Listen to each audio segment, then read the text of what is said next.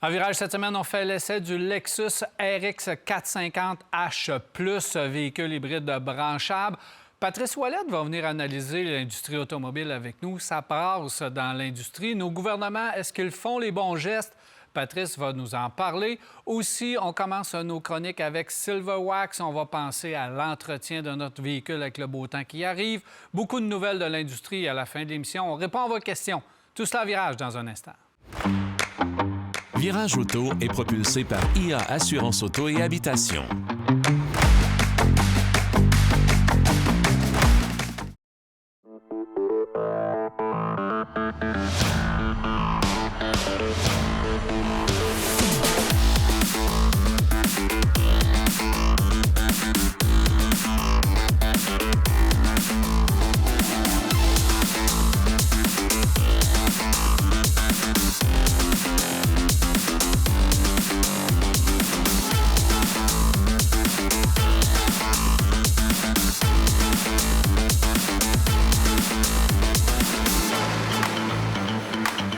Afin de parler de notre voiture en studio, j'ai avec moi Jacques Bienvenu, Marc Bouchard. Salut, messieurs. Salut, Daniel. Ça va bien? Oui. Ça va bien, oui. Bon. Ça nous a fait du bien de voir revenir avec un petit peu, peut-être un peu bronzé. Peut-être un petit peu. Merci pour le remplacement de la semaine dernière à pied levé comme ça. C'est fort apprécié. Et bon travail d'animation, Marc, évidemment. Merci beaucoup. On a eu des félicitations de tout le monde partout à travers le monde. Partout à travers le monde. On se garde une petite gêne là-dessus. Non, mais ça a super bien été, honnêtement. Avec Jacques, on fait une bonne équipe, alors c'est pas un gros problème. C'est le fun de vous savoir là, messieurs. On va parler du Lexus RX 450H+. Donc, envoyez les noms, on y va avec des lettres, des consoles, des consonnes et tout. Mais c'est un véhicule dans le sport utilitaire. Je pense que ça fait longtemps que Lexus a basé sa réputation sur le RX et le RX fait le travail depuis longtemps. On continue encore avec un véhicule. Évidemment, on le positionne toujours un peu plus haut de gamme. On a la version la plus haut de gamme ici, donc la version le plus, c'est pour branchable, donc hybride branchable, qu'on nous dit autour de 60 km d'autonomie. Ça fait, bon, évidemment, avec les saisons, ça peut varier. Moi, j'étais à 46-50 km d'autonomie. Mais là où je veux en venir avec ce type de véhicule-là, parce que tu regardes la compétition, elle est féroce. Oui. Tu as le X5, évidemment, chez BM. Tu as les GLA du côté de chez Mercedes. Oui. Mais l'affaire qui m'accroche, messieurs, c'est le design au niveau de la perception de luxe du véhicule. Alors que chez BMW et Mercedes, on semble se chercher un peu au niveau design. Lexus s'est trouvé un créneau. T'aimes pas, mais au moins, quand tu regardes un Lexus, tu reconnais le Lexus. Et on persiste et signe depuis plusieurs années. Écoute, on l'a montré la semaine dernière quand on a présenté le reportage sur le 35e anniversaire. Lexus a vraiment une gamme complète et s'est vraiment redéfini au fil des ans. Je suis content qu'on ait le RX en studio parce que c'est un peu le grand-papa de Lexus, finalement. C'est ça qui a permis à la compagnie d'atteindre des niveaux. Et tu as raison de dire qu'au fil des ans, on a raffiné le design. On arrive avec, comme tu dis, on aime ou on n'aime pas. Là. La calandre en sablier, ça a fait rager bien du monde pendant quelques années. On a réussi à peaufiner tout ça, à rendre le tout beaucoup plus effilé, beaucoup plus profilé. Et honnêtement, c'est vraiment mieux réussi. Et là, RX continue d'être la star chez Lexus. Ça fait, écoutez, la première version est sortie en 1999 et encore aujourd'hui, c'est le véhicule Lexus le plus vendu et probablement le meilleur de tous les Lexus. A pas beaucoup de défauts, à part le nom long de même puis la CVT, il n'y a pas beaucoup de défauts au niveau du Lexus RX. Là. Absolument pas de défauts. Et 14, la preuve qu'on travaille, il y a 14 versions différentes de ce véhicule-là. Vous pouvez trouver le Lexus RX que vous voulez. Le RX 350, de base, part à 56 000. Oui. On va avec 90 000 tout près pour le véhicule qu'on a en studio. Donc, la gamme est étoffée. Et tout ce qu'on sait du côté de chez Lexus, donc au niveau des technologies, au niveau de la sécurité, on l'a monté à bord du RX qu'on a ici en studio. Alors, on sait que qui est assemblé à Cambridge, Ontario. C'est un véhicule canadien. La cinquième génération est arrivée en 2023. Mais ça avait été présenté ici au Canada, je pense que c'était en 1998. En 50, on reviendra. On va passer de l'autre. Mais en 1998 que les premiers ont été lancés. Et ce qui est remarquable, c'est la qualité qui ont toujours été montées à bord de ces véhicules-là et la valeur de rachat qu'il y a après ces véhicules-là. Définitivement. Alors, un véhicule, moi, que je trouve bien assemblé, le modèle qu'on a ici, quand on le regarde, on voit que l'avant est plus long que le modèle précédent qu'il y avait. L'arrière est un peu plus court. Je pense que c'est ce qui a donné un nouveau coup d'œil à la signature de ce véhicule-là. Au niveau du système mécanique, là, on sait que les systèmes hybrides que Lexus ont ou Toyota ont depuis des années sont d'une efficacité vraiment remarquable. Et ça permet justement à Toyota de toujours se garder la tête hors de l'eau, si on veut, parce qu'on sait qu'il y a des compagnies maintenant qui arrivent avec des systèmes électriques très avancés. Toyota doivent les avoir dans quelques coins, certainement, mais ils sont juste pas vendus tout à fait ici au Canada. Moi, je trouve que c'est un véhicule intéressant. Le moteur, qu'est-ce qu'on a ici? C'est un 2,5 litres avec deux moteurs électriques qui fait quoi? 304 chevaux. Comme tu disais, autour de 48-50 km d'autonomie électrique actuellement. La seule chose qui dépend, le seul véhicule à peu près qui dépasse ça sur le marché, qui vient d'arriver, qui n'est pas tout à fait dans la même catégorie, c'est la Mercedes 350 GLC. Ouais, qui fait 82 km au niveau autonomie. Mais c'est un véhicule intéressant, important, finition intérieure superbe. Moi, j'aime des intérieurs clairs. On l'a à bord de cette voiture-là. Au niveau entretien, on pense que c'est plus d'entretien un intérieur clair qu'un intérieur foncé ou un intérieur pâle qu'un intérieur foncé.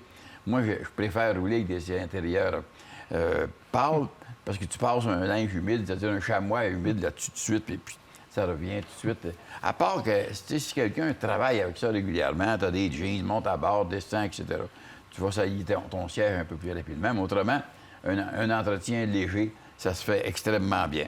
Capacité de remorquage qui est ordinaire. On dit qu'il s'en est vendu, par exemple, en 2023, ici, 1405 au Québec, c'est beaucoup, et 11 169 au travers le Canada.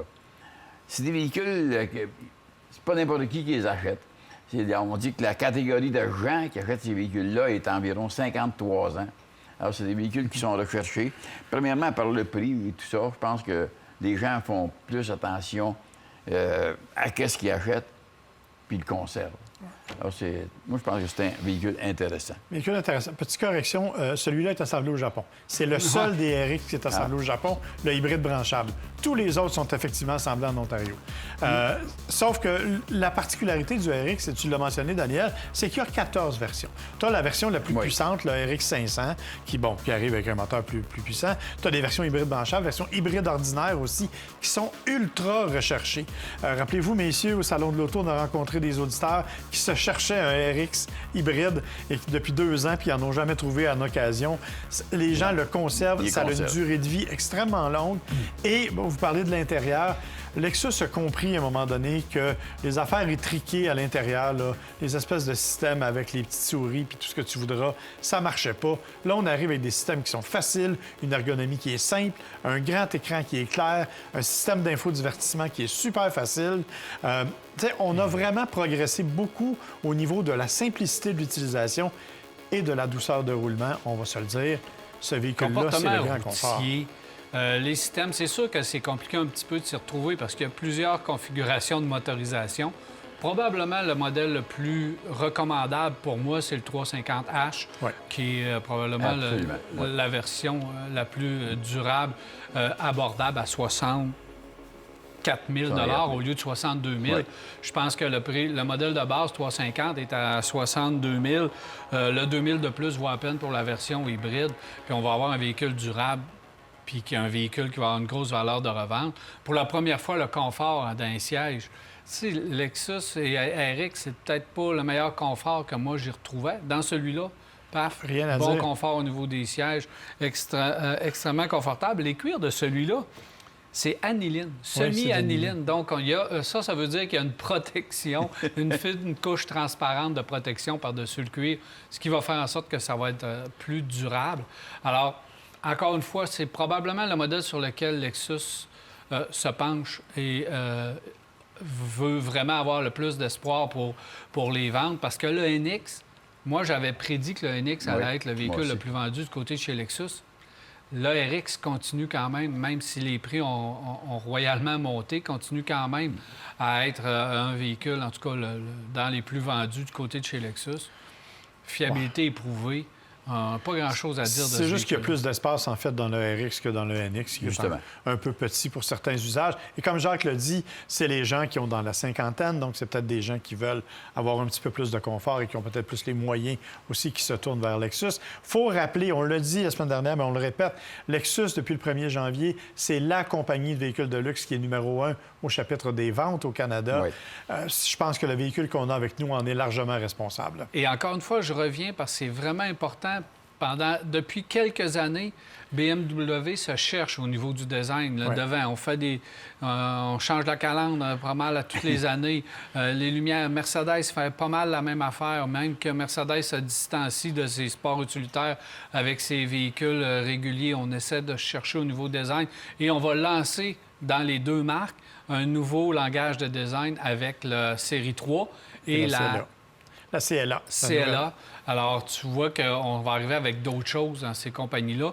Lexus reste fidèle et pour l'instant, c'est payant pour eux. Exactement. C'est sûr qu'on peut reprocher à Lexus d'être un petit peu conservateur, cependant, là, au niveau, entre autres, de la conduite, là, qui est très, très sobre. Mais si vous êtes à la recherche d'un véhicule confortable... Mais c'est pas sport, c'est pas un véhicule... Tu mets ça en mode sport, puis tu as un petit feeling, puis il est solide, là. Le RX est vraiment solide sur la route. Puis pour faire de la route, tu roules avec ça. C'est incroyable. Non, c'est incroyable. C'est fait pour ça, l'insonorisation. C'est un véhicule qui est beaucoup plus axé là-dessus, sur le confort puis le rendement en général. Le système de son, Mark Levinson, 21 haut-parleurs. Pas désagréable à voir.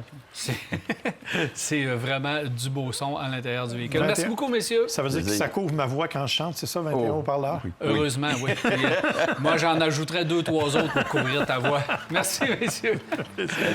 Voilà, on s'arrête à virage et on va virer ça avec nous. CarExpert, l'expert carrossier, vous a présenté cet essai routier. CarExpert à la fine pointe de la carrosserie.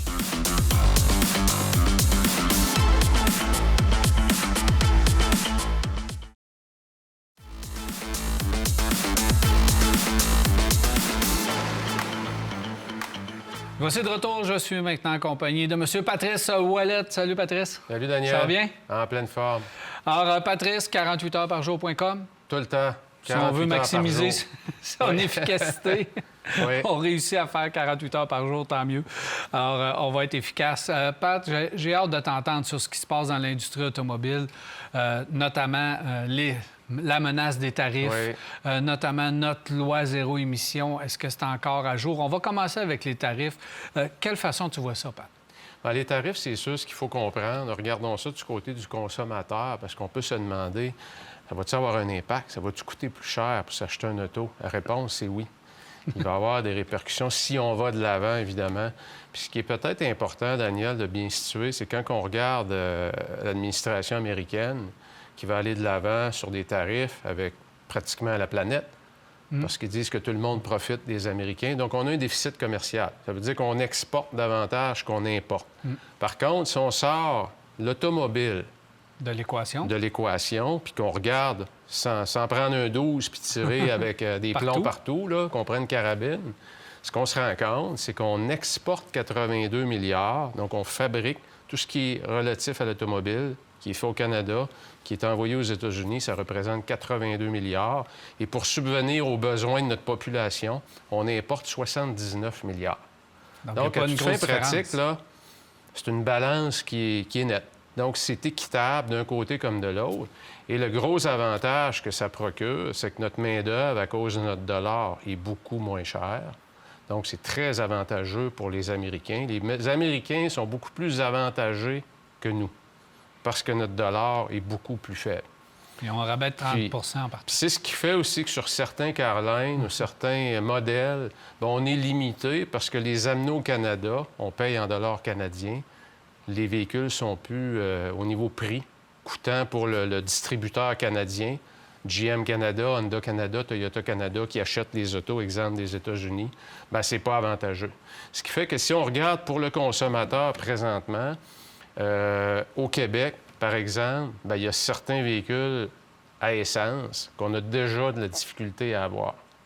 À cause, si on additionne les tarifs qui s'en viennent, Plus le dollar. le dollar, puis la loi au Québec qu'on a, ou l'acte de zéro émission, si on peut dire, là. Ce qui fait qu'au Québec, si on regarde en termes de population, bien, c'est important de le regarder cet angle-là, on est 9 millions, puis il y a grosso modo 380 millions de population en Amérique du Nord, États-Unis, Canada. Il y a juste nous autres, là, c'est rendu qu'il y a juste nous autres qui est rendu aussi strict sur les lois, puis j'ai rien contre l'environnement, c'est pas ça, mais à un moment donné, il faut regarder l'équation dans son ensemble. Et présentement, le consommateur au Québec est pénalisé parce qu'on est les seuls. Qu'est-ce qui risque d'arriver? Il y en a peut-être des manufacturiers qui vont dire on se retire du Québec. Tu es en train de me dire que la loi zéro émission, qui oblige les fabricants à vendre un pourcentage X de voitures électriques, fait en sorte que ça peut nous pénaliser et que ça met une pression, quand on prend l'équation dans son ensemble, une pression à la hausse sur les prix des véhicules. Donc, au Québec, on va se retrouver à payer plus cher qu'ailleurs au Canada et aux États-Unis parce qu'on a cette loi zéro émission qui devient un boulet parce que nous sommes le village gaulois, là, présentement, Absolument. Là, en Amérique du Nord. Là. Puis, Daniel, il ne faut pas oublier, dans les véhicules électriques, il n'y en a aucun fabriqué au Canada. Ça veut dire qu'automatiquement, sur tous les véhicules électriques que les manufacturiers les envoient où au Canada, ils envoient tout au Québec. Les autres provinces n'en ont pas ou presque pas. Fait que nous autres, on va avoir non seulement ces véhicules-là qui arrivent, avec une surprime de 25 en enlevant les crédits que les gouvernements donnent. Fait que je ne sais pas si tu vois un peu comment est-ce qu'on va être désavantagé au niveau du consommateur au Québec. On va devoir reviser cette loi-là. On va devoir reviser nos plans en matière d'électrification. Puis ça ne veut pas dire qu'on veut nuire à la planète. Là. Ben non. C'est que, est-ce que le gouvernement du Québec n'est pas en train de s'entêter à vouloir activer un marché qui n'est pas prêt, à une population qui n'est pas prête? Est-ce que c'est ça qu'on est en train de voir? Et cet entêtement-là fait en sorte que les fabricants, pour vendre au Québec, ça coûte cher, et nous, pour acheter une voiture, ça coûte cher. Absolument, Daniel, je suis d'accord avec toi. Il faut regarder le marché de l'automobile avec un vase plus large que l'optique de la province, parce que là, c'est rendu qu'on va être vraiment pénalisé. Et je suis convaincu, Daniel, qu'il y a des rencontres présentement chez les manufacturiers automobiles et on se demande si on ne tirera pas la plug de certains marchés. Et je suis convaincu qu'il y a 2 manufacturiers au Québec qui sont pas loin de prendre des décisions. Est-ce que tu me parles d'Honda et Mazda? Je ne donnerai pas de nom parce que je travaille avec plusieurs, mais mettons que tu n'es pas très loin. On n'a pas le choix de regarder. C'est pour ça que les gouvernements vont devoir s'ajuster parce que c'est le consommateur, en bout de ligne, qui est pénalisé. Est-ce qu'on ne devrait pas... Moi, je vais plus loin, puis tu vas me dire si c'est faisable ou pas. Est-ce qu'on ne devrait pas maintenant parler de règlements nord-américains et règlements européens ou même de règlements mondiaux? Parce que d'avoir un règlement mondial sur l'industrie automobile, c'est-à-dire que d'avoir une vision et d'avoir un projet, puis dire à l'industrie, voici, en 2050, vous devez être électrifié, mais qu'on s'entende mondialement et non localement par petits marchés qui pourraient faire justement en sorte que ces marchés-là, on se pense bien fin au Québec, mais malheureusement, on est une goutte d'eau pour un fabricant. Là. Ah oui, Mais Honda, mais n'importe quel, Mazda, Mitsubishi, Mercedes, n'importe quel fabricant décide de se retirer du Québec, il va vivre pareil. Là. Ça ne changera pas grand-chose dans sa vie. Le défi présentement, Daniel, qu'on a, c'est qu'on est très dépendant à cause de notre proximité avec les États-Unis, avec ce qui se fait aux États-Unis. Et présentement, on est loin d'être dans une dynamique où on veut travailler ensemble. Les États-Unis se retirent de tout, l'accord de climat de Paris. Donc, on n'est pas dans une dynamique où on peut dire qu'il va y avoir une entente nord-américaine ou européenne. C'est comme la ligne de conduite, et chacun pour soi présentement. Et les États-Unis, qui sont la locomotive de l'automobile, il ne faut pas l'oublier, sur la planète, c'est le plus gros consommateur. Après la Chine. La Chine, c'est l'électrique. C'est le gouvernement qui l'a décidé. Mais là-bas, on peut le faire, pas ici. Bien, les États-Unis s'en vont vers... Donald Trump l'a dit, hein, « drill, baby, drill ». Hein? On veut revenir avec le pétrole, puis l'environnement, à quelque part, ça ne fait pas partie des préoccupations du gouvernement. Et ça, on doit en tenir compte. Ben oui, on est obligé de réagir à ça, Daniel, sinon on se tire une balle dans le pied, mais ça ne veut pas dire qu'on est en train de dire que l'environnement n'est pas important. Mais il faut s'ajuster plus vite qu'on le fait là. Les 2 points que tu viens d'apporter, c'est de la pression à la hausse sur le prix des autos. Oui. Puis on n'a même pas parlé de la loi zéro émission qui nous exclut de la taxe carbone qu'on va abolir, qui va faire en sorte que peut-être qu'il va y avoir 25 sous le litre de différence entre le Québec et l'Ontario d'ici peu. Oui, absolument. Donc, on va devoir réagir, effectivement. Et je pense que nos gouvernements vont devoir peut-être s'ajuster à ce que, justement, on puisse avoir des prix corrects pour l'essence puis corrects pour l'automobile également, sans pour autant délaisser l'objectif de l'électrification des transports. On peut faire les deux, mais on peut s'ajuster un petit peu là, au reste du monde. Je pense qu'on doit aussi changer un peu le vocabulaire puis parler de transition énergétique plus que d'électrification. D'un, au niveau politique, c'est peut-être plus vendable. Parce qu'au Québec, si on est venu à faire nos propres lois, qui étaient très proches de la Californie, c'est parce que ça se vendait bien au niveau politique. Là, il faut revenir sur terre. Exact. Là, il y a une dynamique commerciale qui est là et qu'on risque d'affecter énormément le consommateur et son pouvoir d'achat aussi. Il y a encore plein de choses que j'aurais aimé, les objectifs, les incitatifs qu'on vient de remettre en place et qu'on doit reparler à un moment donné. Mais tu vas revenir nous jaser, Pat, parce que tout le côté concessionnaire, comment on gère ça, ça aurait été intéressant d'en parler également, mais on se reparle bientôt. Merci, Patrice. Parfait, Daniel. Merci. Voilà, Patrice Ouellette, 48 heures par jour. On fait une pause à virage, on va.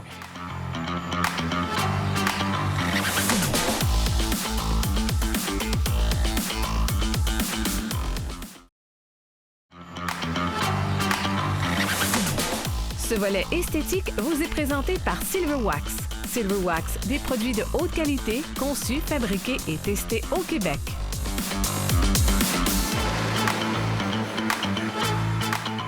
Nous sommes présentement chez Silverwax. Je suis en compagnie de Richard Pelchat. Salut, Richard. Salut, Daniel. C'est toujours une bonne nouvelle quand on se parle pour la première fois. C'est signe que le printemps arrive, que la chaleur s'en vient. C'est toujours agréable. Oui, exactement. J'avais hâte de partir. Là. À un moment donné, j'ai dit, si on peut commencer, le beau temps il est là, puis c'est parti. C'est une belle preuve que le beau temps arrive. Puis quand le beau temps arrive, on regarde notre voiture et on dit, hey, il y a du travail à faire sur notre auto.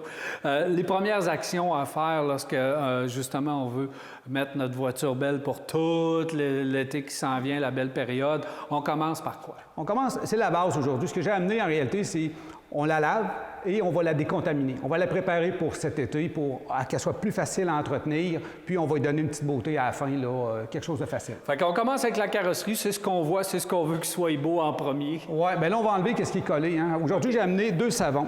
OK? Des savons, nous autres, on a 2 types de savons. On a un ultramousse, qui est un savon qui va donner une belle mousse, vraiment, une mousse vraiment abondante, qui va lubrifier la mitaine pour diminuer les égratignures. Hein. On sait, à la fin de l'hiver, la voiture, il y en a de collés dessus. Là. Fait que l'ultramousse, c'est parfait pour ça. Maintenant, j'ai aujourd'hui du savon cire. Ceux qui veulent donner un petit look, une petite protection, c'est bon normalement toute l'année. Aujourd'hui, on n'en a pas nécessairement besoin, mais si c'est ça que les gens ont sur place, qui ont chez eux, ils peuvent utiliser ça. Ça ne changera absolument rien pour la décontamination. Mais on commence puis on fait un bon lavage de la carrosserie. Ça, c'est primordial. C'est primordial, puis bien important, toujours rincer son véhicule avant de commencer à savonner. Enlevez le plus gros, faites tomber le sable qui peut décoller là, avant d'embarquer de mitaine dessus. Puis les premiers lavages, n'allez pas peser là, comme si ça serait... Allez-y avec une petite mitaine douce, là, puis pesez pas beaucoup, puis bien rincer. Là, fait que ça va aider à ne pas trop égratigner le véhicule. Là, les 2 produits suivants, Richard, là, tu vas m'aider là un peu, parce que moi, je les confonds un peu dans leur utilisation. Oui, bien, tu les as connus les deux, hein? C'est ça qui est intéressant. Nous autres, on a un nettoyant particules de rouille. Lui, ce qu'il va faire, c'est qu'il va enlever toute la rouille qui est incrustée dans la peinture que la barre d'argile n'est pas capable d'enlever. Ce produit-là, c'est un acide. Ça va enlever, justement, ça va tout nettoyer, ça va décontaminer le véhicule.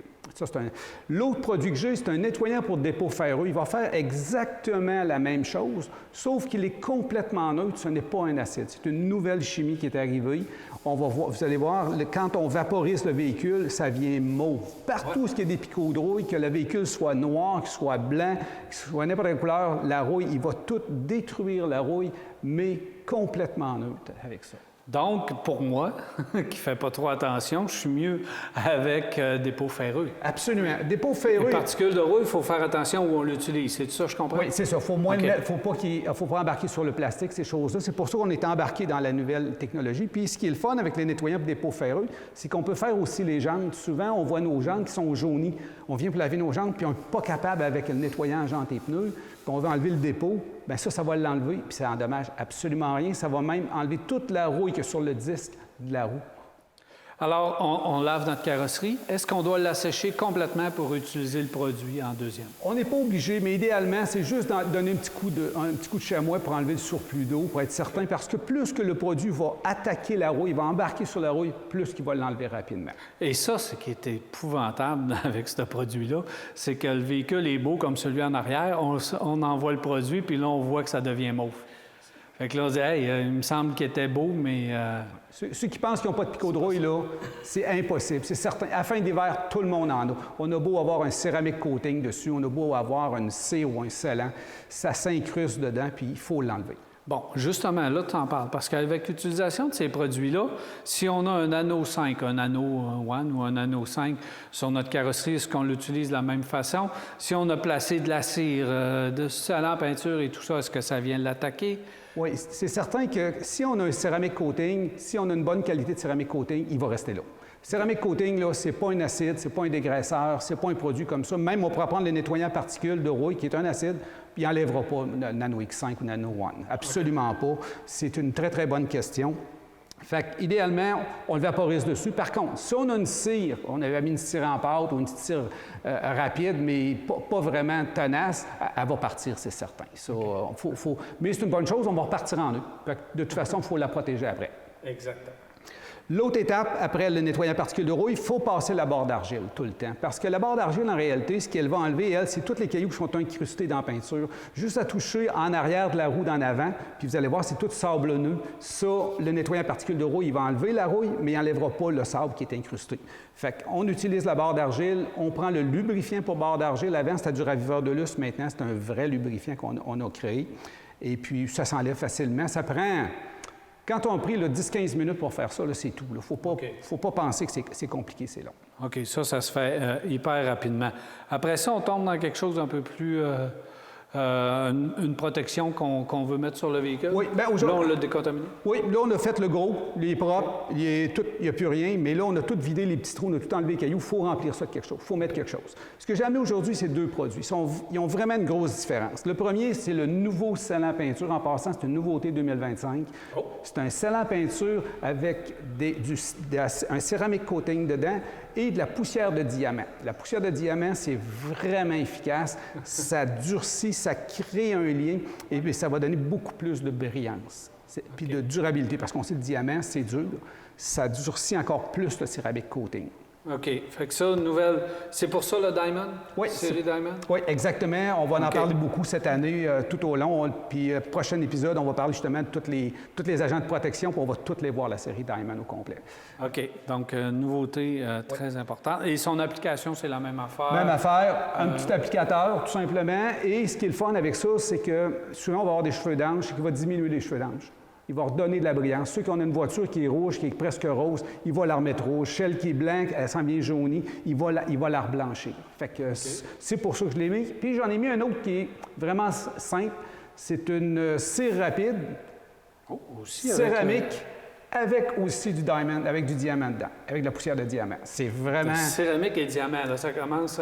Est-ce qu'il faut rentrer notre voiture dans le garage le soir et pas s'en faire voler? Là? Ça commence à être précieux. Ah non, là, ça commence à faire de l'ouvrage. Le gros avantage de ça, c'est quelqu'un qui ne veut pas appliquer justement un scellant avec un tampon pour faire toutes ces étapes-là. Lui, tout ce qu'on a à faire, c'est qu'on le vaporise sur le véhicule, on l'étend, on le laisse sécher 30 secondes, puis on l'essuie avec une microfibre sèche, tout simplement. C'est assez rapide. Moi, je l'utilise pas mal partout, sur tout. Est-ce qu'on fait encore la même affaire? Est-ce qu'on peut mettre ça sur les lumières? Sur les lumières, les plastiques non peints. Un peu dans le vide, c'est pas grave. Un peu dans le vide, c'est pas grave. Mais la beauté de la chose, c'est que c'est vraiment durable. Pour une cire rapide, c'est 6 mois de protection. Maintenant, en passant, on est la seule compagnie qui marque le nombre de temps que ça dure sur l'étiquette. 12 mois, on a 6 mois. 6 mois dans des hivers québécois. Oui, c'est ça. En Floride, on va multiplier ça par 3 ans. C'est 3 ans en Floride. Exactement. Fait que, tu sais, quand on met quelque chose, nous autres, c'est vraiment testé dans nos hivers là-dessus. Le dernier produit que j'ai amené, c'est un restaurateur de moulures non peints. Nos plastiques, on ne peut pas y protéger l'hiver. On peut pas, à part des nettoyer, c'est tout ce qu'on peut faire. Fait que le restaurateur de moulures non peints, ce qui est le fun, c'est qu'il va te redonner ta couleur de ta moulure. Il va la protéger, puis il va la mettre belle pour tout l'été. Tout l'été au complet, c'est ce qui est intéressant. C'est très facile. Encore la même chose, ça prend juste un petit applicateur. Et l'idéal, c'est de le poser au soleil. Donc, ça prend du soleil, de la chaleur. Ça prend de la chaleur. Posez pas ça en fin de journée quand ça commence à être humide. C'est vraiment au gros soleil. Parfait. Voilà, on a protégé et on a nettoyé notre voiture. C'est la première fois qu'on y touche. On s'en reparle la semaine prochaine parce qu'on continue justement à s'occuper de notre auto. Merci, Richard. Ça fait plaisir.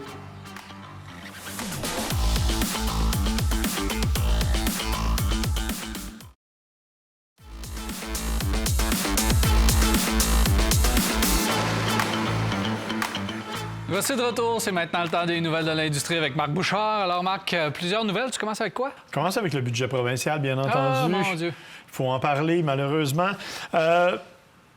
Bilan mitigé, je te dirais, au point de vue des véhicules électriques, parce que, oui, comme prévu, le ministre a confirmé que le programme Rouler vert était de retour, c'est-à-dire que de retour, mais selon les modalités du mois de janvier. Donc, avec le 4 000 $, non plus comme auparavant.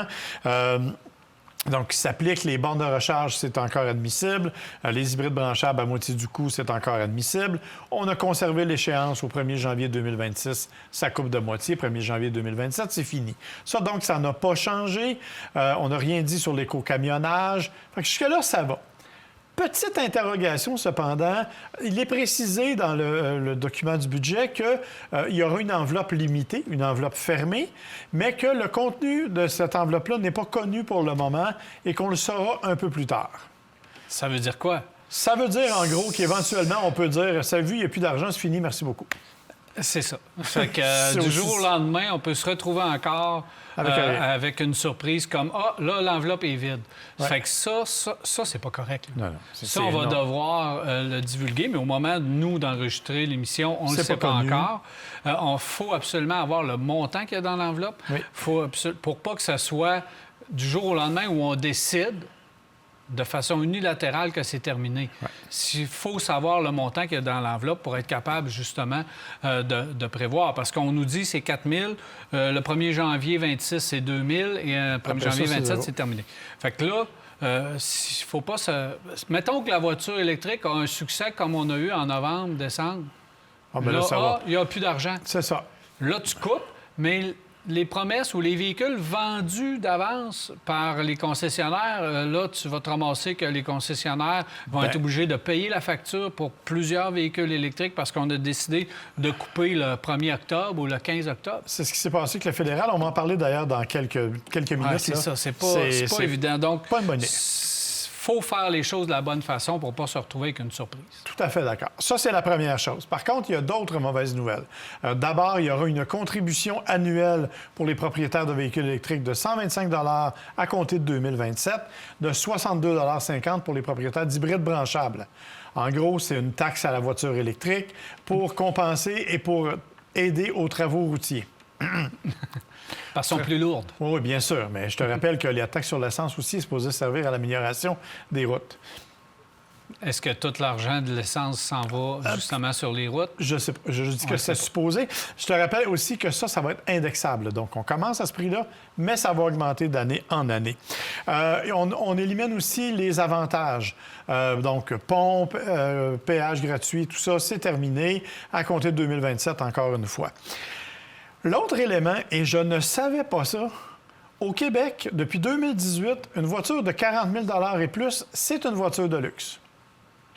Alors là, on a au moins augmenté ça jusqu'à 62 500. La différence, c'est qu'on exemptait avant les voitures électriques. Là, elles ne seront plus exemptées, mais à partir de 62 500.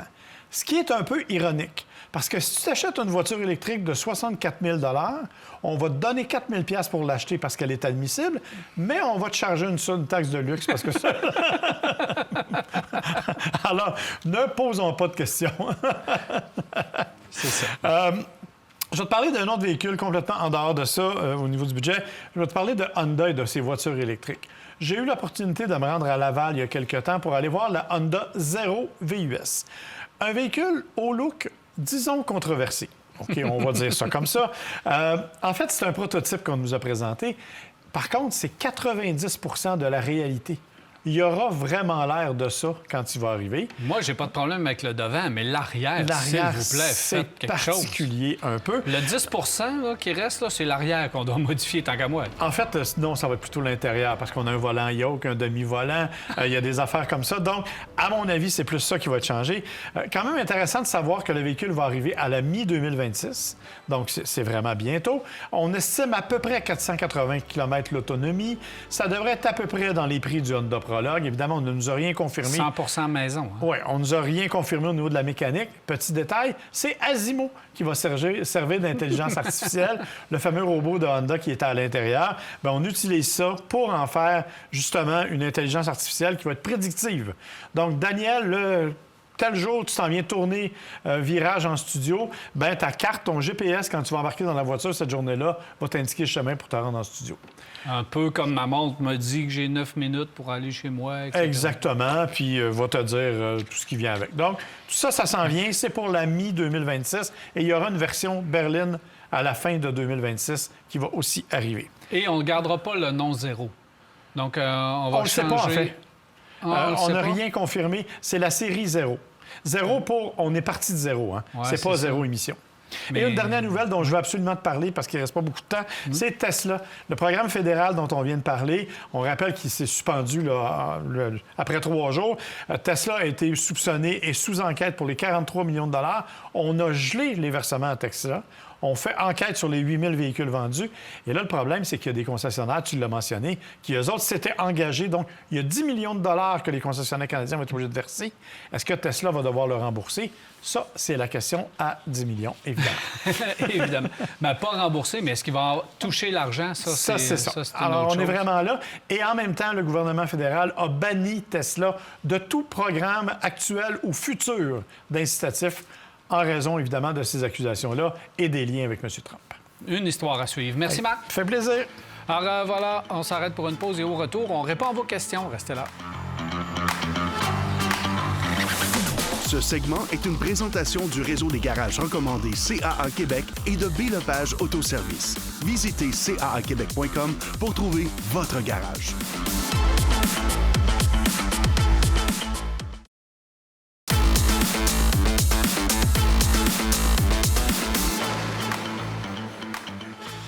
Voici de retour 670-9078, poste 230 ou encore virage à telemac.tv ou via notre Facebook. C'est les façons de nous rejoindre, nous poser vos questions et commentaires. Merci de le faire en grand nombre. Messieurs, on commence tout de suite avec M. René qui veut un Volkswagen Taos, qui s'achète un Volkswagen Taos. Il ne nous demande pas si c'est un bon véhicule ou pas.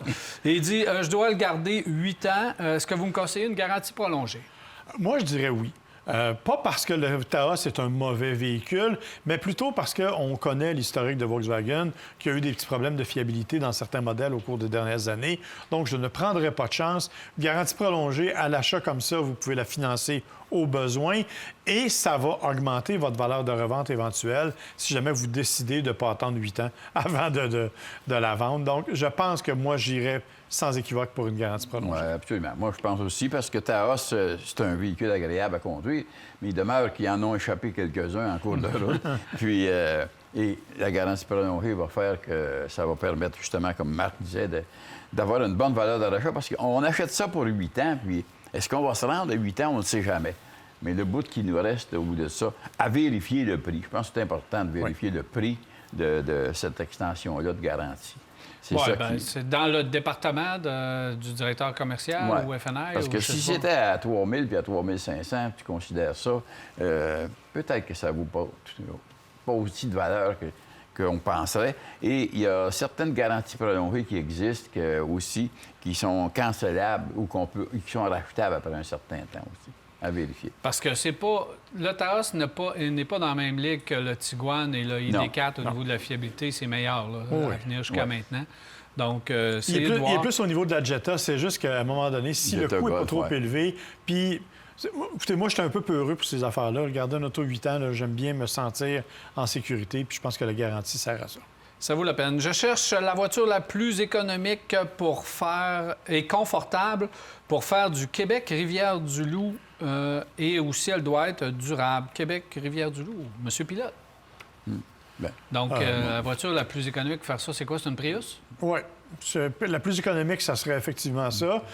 Bien que peut-être que la Prius, cependant, finirait... La position de conduite est basse, un peu plus sportive. Au niveau du confort, c'est peut-être moins évident. Ouais. J'irais peut-être vers une Corolla hybride, par contre, qui risquerait d'être peut-être dans cette catégorie-là. On est tous dans un Toyota, là. Oui, parce qu'on parle de fiabilité puis d'économie. Moi, j'irais vers une Camry. Oui, mais là, c'est plus gros et plus cher pas mal. C'est pour ça que j'hésitais. Mais si tu arrives avec une Prius, tu n'es pas loin d'une Camry, là, au niveau confort, au niveau espace, au niveau rendement en général. Bien, les deux sont bonnes. Les deux sont bonnes. Mais comme vous La voyez... Jetta. Ah, mais la Jetta, on Même pas hybride, une Jetta Highline. C'est vrai, c'est vrai. Québec-Montréal en bas de 5 litres au 100, là, dans une belle température, évidemment idéale, là, mais ça reste extrêmement économique.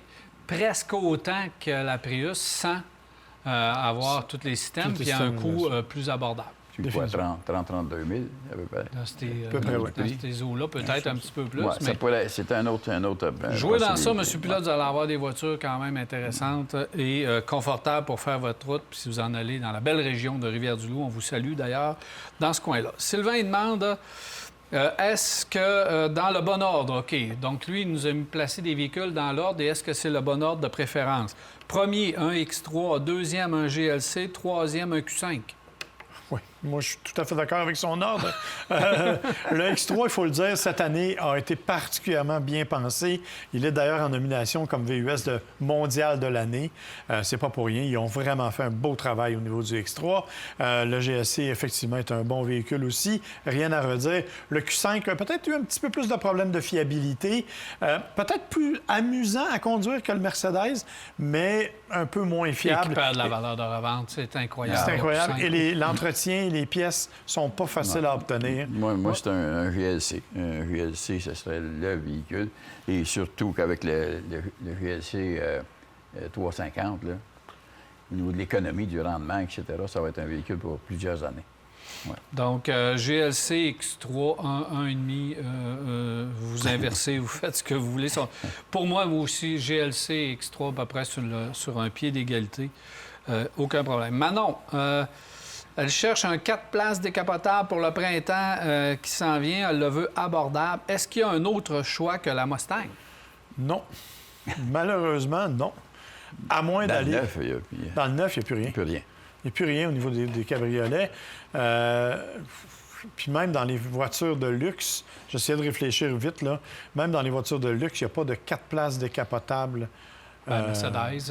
Mercedes, on parle de voitures... C'est pas abordable. Non, c'est ça, on parle de voitures chères, là. Donc... La Camaro même Mustang est rendu à un prix assez élevé. Il faut trouver ça dans une belle voiture usagée. Et moi, je trouverais... Vouloir avoir un véhicule 4 places, un Ford Mustang là, qui a quelques années, là, ce serait beaucoup plus abordable, puis ce serait aussi intéressant. Oui, puis ils gardent la valeur. Les décapotables gardent une grosse valeur de revente parce qu'évidemment, ils ne sont pas donnés dans le neuf. Non. Puis, et il n'y en a pas. Pourquoi Volkswagen n'a pas gardé le EOS? Il était dans une catégorie toute seule, ce véhicule-là. Et ça, il était seul au monde. Mini, c'est-tu 4 places? Oui. Mais... Mais c'est des mini-places. C'est ça. Faut pas que tu aimes beaucoup le monde que tu as assis en arrière. T'as le vrai mot. C'est des mini-places, alors ça, c'est à faire attention. Puis, il n'y a toujours pas de confirmation pour la Camaro. Non. Parce que la Camaro était la concurrente de la Mustang. Absolument. Mais on n'a toujours pas de confirmation à savoir si ça va revenir ou pas. Il y a quelques usagers là-dedans dans la Camaro, ça route, mais c'est vraiment pas vendu de Camaro depuis longtemps. Là. Non. Monsieur Alain, j'ai à l'œil un F-150 2016, 170 000 km avec le moteur 5 litres. Est-ce que c'est un bon choix? S'il est bien entretenu, les freins sont bons, les pneus sont bons, le prix est bon, ça peut être un bon choix. 2016, c'est là que ça commence à être payant chez Ford avec leur carrosserie en aluminium parce que c'est un véhicule... C'est 2016 ou 2017? C'est 2015 que c'est arrivé. J'avoue que je n'étais pas certain de l'année. Là. Ça, c'était l'interrogation, parce que le moteur 5 litres, il n'y a aucun problème avec ça. On entretient, mais c'est pas mauvais de le faire inspecter, genre. Bon, moi, je ferais ça la première des choses, surtout. Puis en 2016, il faut vérifier avec ça.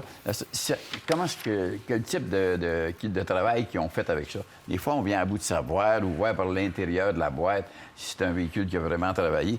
Parce qu'il y a beaucoup de gens qui achetaient ça en 2016, 2017 pour remorquer. Il y avait une fifth wheel. Il y avait ça comme un remorque. C'est des véhicules qui ont été dorlotés tout le temps et qui ont été bien usés. Alors, le faire inspecter pour vous assurer que tout est beau sur le véhicule, qu'il n'y a pas de surprise. Oui. Ça a une grosse valeur d'achat. Ben oui, c'est ça. Vous allez le payer cher parce que 2014 et en descendant, là, ça commence à être plus problématique. Hyundai Sonata 2018 hybride 98 000 km, propre, des bons freins, 17 500 $. C'est un bon achat. Une Sonata hybride. Le système hybride chez Hyundai, c'était correct. C'était correct. Puis la Sonata, c'est un véhicule qui n'était pas à problème. C'est pas un de ceux qui a eu des problèmes de motorisation non plus. Mais c'est mou à conduire, cette affaire-là. C'est ce que j'étais pour dire. Là, il n'y avait pas un problème de suspension avant, quelconque, au niveau des tables, au niveau des balles joints. Ben, c'est mou. Il faut aller l'essayer, s'assurer que tout soit correct au niveau suspension et rendement pour vous assurer aussi que ça vous plaît. Parce que la douceur du système, la douceur de roulement est là. Il était là. Oui. Puis l'intérieur, c'était correct, mais c'est effectivement au niveau de la conduite, peut-être. Là. Bon, Toyota Land Cruiser, est-ce que c'est un bon choix pour 7-8 ans? Je fais pas d'hors-route. Est-ce que le Defender 110 serait aussi un bon choix? Ça fait longtemps qu'on n'a pas entendu parler de Land Rover dans nos choix de véhicules ici, nous autres. Oui. Écoutez, moi, j'aime beaucoup le Defender. J'adore le Defender, pour être franc. J'aime bien le look. J'aime la façon dont il est fait. J'aime l'ensemble. J'aime moins le fait qu'il coûte très cher à entretenir. Puis... Mais il n'y a pas une grosse différence entre le en termes de fiabilité. Non, je te parle d'entretien puis je te parle de fiabilité. C'est amélioré. C'est amélioré, mais tu sais, c'est encore... Mais oui, il s'est amélioré. Moi, personnellement, j'irais vers le Defender parce que je trouve que c'est un véhicule qui a plus d'aura, qui a plus d'âme que le Land Cruiser, qui est correct, qui est un bon véhicule, mais que je trouve cher pour ce qu'il nous procure cette année. Moi, je passe mon tour. Ouais. T'en veux pas? Non. Pas pasteur de ça. Non. Ni un ni l'autre. Trop gros pour moi. Dans les deux cas, je pense que vous ne vous trompez pas. Le Defender, présentement, garde une grosse valeur de revente. Depuis qu'ils sont sur le marché, c'est peut-être eux autres qui sont en train de remettre un peu de crédibilité dans la marque Jaguar Land Rover. Alors, ça, c'est un bon choix. Puis le Land Cruiser, bien, il ne perdra pas de valeur. C'est une valeur sûre, ce véhicule-là. Voilà, c'est juste que je le trouve dispendieux un peu pour ce qu'il propose cette année. 90 000? Oui, je trouve qu'ils sont allés avec le crayon pesant un peu. Oui, on y va. Puis il y a du plastique à l'intérieur. On ne gêne pas, mais qualité mécanique, fiabilité et long terme, évidemment, on va garder encore une très, très grosse valeur de revendre. Merci beaucoup, messieurs. Ça fait plaisir, Daniel. Alors voilà, c'est déjà tout pour Virage. J'espère que vous avez apprécié. On se revoit la semaine prochaine pour un autre Virage. Bonne semaine.